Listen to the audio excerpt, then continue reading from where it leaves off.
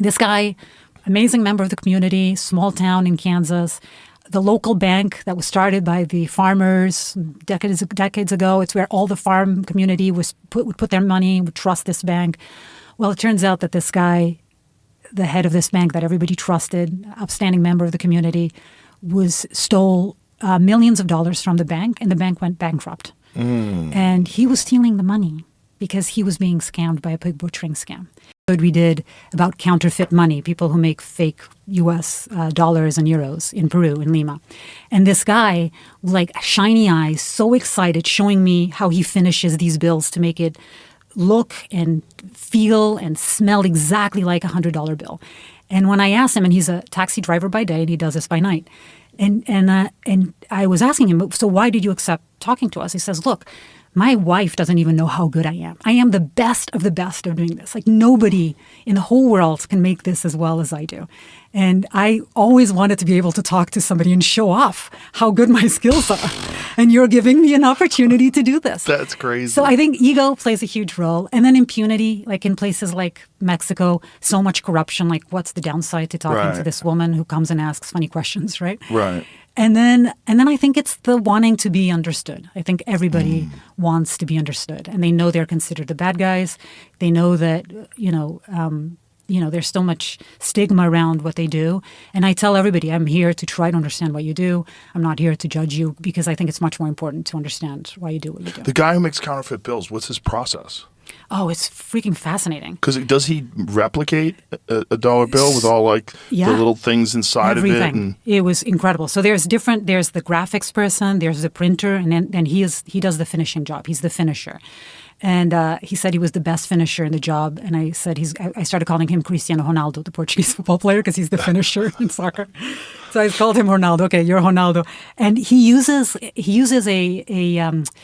it's kind of like a porridge that I used to eat when I was a kid in Portugal. It's called it's a type of like a cerelac. You guys don't have it here, but it's like a meal. What do you call that? Like cornmeal, like a cornmeal. And he uses that, and I saw him using it. It's not cerelac, actually, it's maizena, which is another brand. But he uses this sort of cornmeal to finish these bills, to make it, the consistency, when you touch it, feel exactly like the real stuff. Is it made with the same paper? No, it's a different paper. The paper is the hardest part to get, because the paper you can only get in the U.S. Federal Reserves or wherever the paper comes from. But it's not like an easy thing to duplicate. Paper. It's not very hard, and particularly if you put all the little creases and curves and what about those little things that you can only see with like a flashlight? And stuff like they that? have ways around that too. It was incredible. We brought some home. Haven't used it. It's at my office, but it is. Isn't it illegal to possess that stuff? Okay, so we actually didn't bring the actual. We brought the cutouts, so we wouldn't be able to use it. But it's in the background of my podcast. So whoa! This episode is brought to you by the Farmer's Dog. We all know ultra processed food isn't. What I discovered with cartels operations in the United States. So one of the people we interviewed, which was really fascinating, and it was somebody who carried this load on his back, and why he decided to talk to us, was this guy called El Gringo, or we called him El Gringo. And El Gringo is an American citizen who doesn't speak a word of Spanish, and who's sort of the wholesale buyer of drugs from the cartel, and then is in charge of distributing the drugs here in the U.S. He distributes most of his drugs through commercial airlines, usually Delta, because they have really good baggage fees. They 70 pounds, 2 bags, 70 pounds if you fly business. And so a lot of times it was strippers who would carry the drugs from the West Coast to the East Coast. And he one of the things I'll never forget, he says, if you're taking a Delta flight from the West Coast to the East Coast, I guarantee that there's a very high chance that somebody is carrying drugs on one of those flights. Wow. You said strippers? Strippers, yeah. Why do they use strippers? Because because people don't suspect it's a woman, so people are less suspicious of women, and there's a higher chance that they'll make it, and they are more likely to take the money to do this.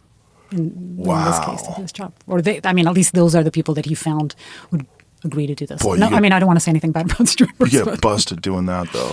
Yeah, that is a big penalty. Yeah, you're going to jail for a long time. It's obviously a terrible idea. Such a risk. Yeah. So this guy, El Gringo, decided to talk to me, and he was the one who contacted me. He contacted me initially, and when telling me that he had a story he wanted to share, that he was involved with the cartel, and then when we started doing the story about the cartel, I reached back out to him and said, "Actually, I'm doing a story about cartel presence here. Would you want to be on the show. And he agreed, and he traveled out to me, and we met. And he said, "Look, I've been dying to tell this story because if I get whacked, which he thought he might, he wanted his story to be out there. He wanted somebody to have heard his whole story." Wow. Yeah, and he'd been threatened by the cartel. They'd been sent him photos of his house, and where they knew exactly where he lived and where his family was. So, yeah, crazy. Jeez. Mm-hmm. So that was a crazy story. When you go over and you have these conversations with the cartels, like what is that like? Do they blindfold you and drive you out there? Do they take your phone away? Yeah, they ask for our phones to be off. It's a term that applies to rehab scams. So rehab scams is basically the buying and selling of addicts in this billion-dollar market, right? So it's they create these fake rehab centers that bill insurance for treatments that they are not actually giving people. For example, it's a huge problem in Arizona, and that's why we started, and in California, but we started in Arizona. Native Americans have really easy access to health insurance through the Indian American health plan that they created. And it started as a good thing because it was difficult. A lot of people lived in reservations far away. A lot of people, because of generational trauma and alcohol abuse and drug abuse, there's a real need for health insurance and for them to have access to health insurance. So you have these huge communities that when COVID happened, the state made it even easier for them to get the help that they needed through health insurance. But all these bad actors realized, oh, this is great. We're just going to build these fake rehab centers, go around in white vans, literally. There's like thousands of people still missing in Arizona, most of them Native Americans. And they go out in white vans to these reservations in Arizona and New Mexico, and they bring people who, have problems with drug and alcohol, and they bring people to these centers. And then they start billing insurance. They get you on an insurance plan, and they start billing insurance crazy amounts of money. Like we were investigating this one facility that they were making $800 and something $870,000 a week from dozens of people that they were housing, and not actually providing them the treatment that they so desperately needed. So just house them. Which is also illegal. You can't you can't offer somebody free housing, and then tell them that you will only get the free housing if you go and do our treatment. That's illegal. It's an illegal kickback. But so they were doing this out in the open. And some of these business operators were actually not even Americans. They were Nigerians. I found out that there were some Nigerians that own some of these rehab facilities. Nigerians are so good at scamming. Oh my God. It is ingenious. Yeah. This episode is brought to you by Happy Dad Hard Seltzer. A nice cold Happy Dad is low carbonation, gluten-free, and easy to drink. No bloating, no nonsense. Whether you're watching a football game or you're golfing, watching... Just so sad, and I hate to bring it down back to a sad topic, but is that I didn't know this before starting to report on it, which a lot of times you think, these scammers, these guys that are texting and emailing you and calling you, that these are, people in West Africa or, wherever, but like loan operators. Well, we did a story about these scam factories. Have you heard of these? No. It's these compounds in places like Cambodia and Myanmar in Asia where it's basically factories sometimes with thousands and thousands of people, forced labor. So these are mostly people from India, sometimes Brazil, other Asian countries. The Philippines is a big place where they respond to ads to work in what they think are legitimate businesses, to work in online companies and whatnot. And they pay for their expenses to travel to these places, to Cambodia and Myanmar. In Myanmar, they're operating out of this area that's an ongoing civil war and is ruled by these militias. And they get in there, and as soon as they get in, they take away their passports, and they're trapped, and they're forced to scam. So they spend 24/7 scamming Americans and European people. Wow. And it is an industry where they're making billions of dollars. The U.S. government just recently seized $15 billion from one company, from one group of people alone in crypto.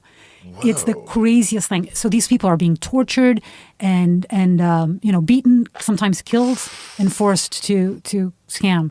So we went actually to Myanmar. We were smuggled into the border, into Myanmar, into the country illegally. Whoa. Across the river, and spent time in this town that was basically built by this Chinese gang that was all with the money of scamming Americans. And they were trying to build like a mini Macau. And the guy that ran the company is called Yatai International, and he took us on a tour of this mini Macau. And it was so surreal. It was like these aqua parks with no one in the aqua park and these luxury casinos. We ended the night, it was so crazy. This guy said he would give us an interview, but first we had to do the tour. And the interview would happen the next day. So we ended a night, and this was actually not filmed, in a karaoke. That was a massive room where every wall and the ceiling was all a screen. It was like the future. And this is in a war-torn area of a country that's incredibly poor, and they've built this place with millions and billions of dollars from profits of scamming. Wow. And we ended the night with this guy, who's basically the head of this criminal Chinese gang running these scams, in this karaoke singing Celine Dion and Whitney Houston and being poured whiskey and whatever high-end brand we wanted. You were getting drunk with him? Oh, my God, yes. I was singing my heart out. I spent the whole night singing Whitney Houston. The videos are so embarrassing because I cannot sing to save my life. But I was like, we need to get this guy on tape, so I'm just going to do whatever. Wow. And then the next day we interviewed him, and it was just fucking crazy. And we ended our last day. We interviewed a Chinese dude, so sad, like 21-year-old, who was caught trying to escape and was chased out of the building. He ran out of a third floor, broke both his legs, one at the hip, practically died, was actually saved by an onlooker who took him to the hospital and then moved to Thailand. The guy in Kansas? No. The bank No. guy, the guy that was the head of this bank in Kansas. Jamie, did you hear about this? It's a fucking fascinating story. It was a story in the New York Times, and then it got reported everywhere. I was trying to get this guy to talk to me because his story is fascinating. So this guy, amazing member of the community, small town in Kansas, the local bank that was started by the farmers decades ago. It's where all the farm community would put their money, would trust this bank. Well, it turns out that this guy, the head of this bank that everybody trusted, upstanding member of the community, stole millions of dollars from the bank, and the bank went bankrupt. And he was stealing the money because he was being scammed by a pig butchering scam. And it started with him putting his own money. And then they kept on saying that in order to release the funds and all the millions that he'd made from his initial investment, he would put in more and more money. I think he ended up putting in something like $47 million from customer accounts to scammers, depleting the bank's holdings. When a state banking regulator uncovered this fraud, it closed the bank and called the FBI. Whoa. He started slow, investing a few $1,000s in 2022 to buy what he thought was cryptocurrency. Oh, my goodness. How sad is that? Wow. Awful. Obviously, he was stealing from his customers. Wow. But I find it so... He actually traveled to Australia at one point thinking he was going to meet the people that owed him money. He actually was completely scammed. And this is like the head of a bank. Yeah. The head of a fucking bank. Wow. It's fucking crazy. These guys are so good. That's crazy. Bananas. They get a banker. But he's a banker in Kansas, though. You know what I'm saying? Like, come on. Don't be mean. Sorry, Kansas. But you know what I'm saying. Well, he's in prison now. Oh, well, he should be. He stole $47 million. But he's also a dumbass. And the crazy thing is that you could be a dumbass and be a smart person if greed gets involved. Yeah, greed is like, for greed, I think greed for shady people, it's kind of fascinating because you got to know at one point in time this is not smart. But the greed is like, but what if it is? But I think more than greed, I think it's the acceptance that you have lost all that money. And that must weigh so heavily on you. If you have, if you're about to foreclose your home, if you'd sent all the money from your kids' college funds, if... Oh, I mean the banker. Oh, yeah, but even the banker.